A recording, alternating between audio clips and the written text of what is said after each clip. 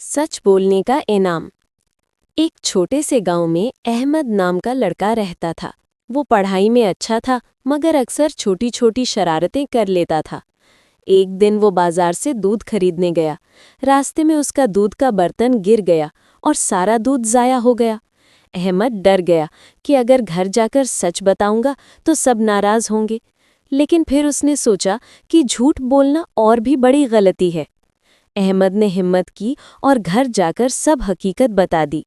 शुरू में अम्मी ने गुस्सा किया, मगर फिर जब उन्हें अहमद की सच्चाई का पता चला तो वो खुश हो गईं और बोली, बेटा, दूध दोबारा आ सकता है, लेकिन सच बोलने की आदत सबसे कीमती है। उस दिन के बाद अहमद ने फैसला किया कि चाहे कुछ भी हो जाए, वो हमेशा सच बोलेगा। सबक: हमेशा सच बोलने वाला इंसान अल्लाह और लोगों दोनों का प्यारा बन जाता है।